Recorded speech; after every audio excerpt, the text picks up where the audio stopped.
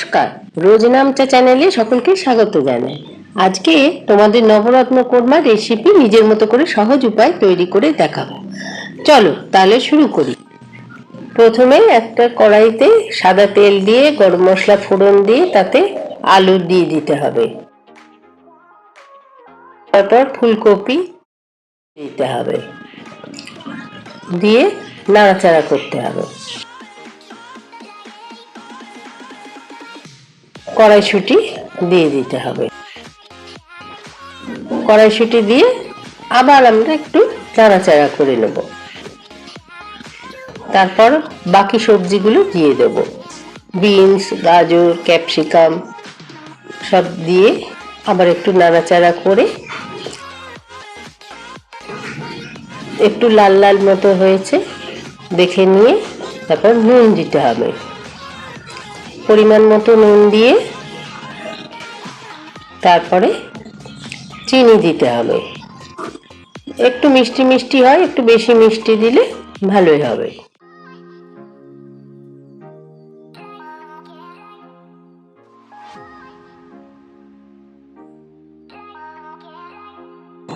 তারপরে আদা বাটা দিতে হবে। আদা বাটা দেওয়ার পর চার মগজ, কিশমিশ, কাজু বাটা দিয়ে আবার নাড়াচাড়া করতে হবে।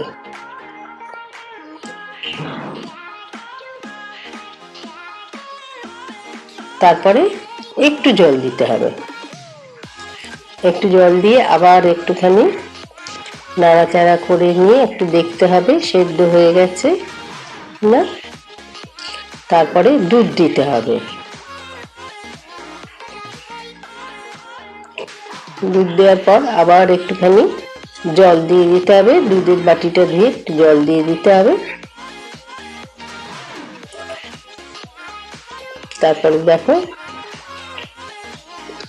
সেদ্ধ হয়ে গেছে। তারপরে দুটো কাঁচা লঙ্কা দিয়ে দেবে। তোমরা যদি ঝাল খেতে চাও তাহলে আর একটু লঙ্কা দিতে পারো।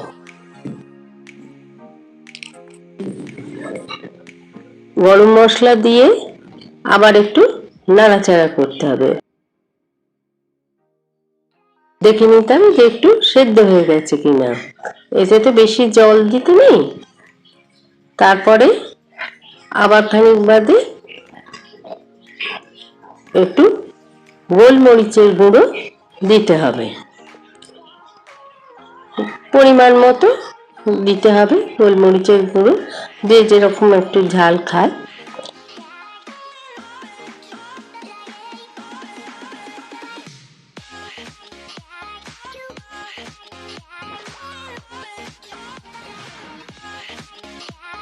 আর একটি কড়া নিয়ে তাতে সাদা তেল দিয়ে পনিরের টুকরো দিতে হবে।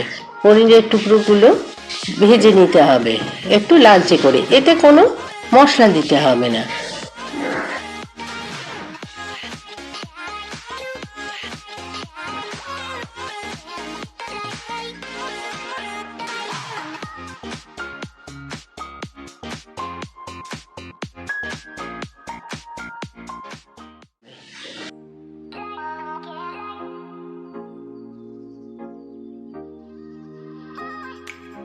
হাতে নাড়াচাড়া করতে হবে। তারপর একটি পাত্রে ঢেলে নিতে হবে। তাহলে তৈরি নবরত্ন কোরমা।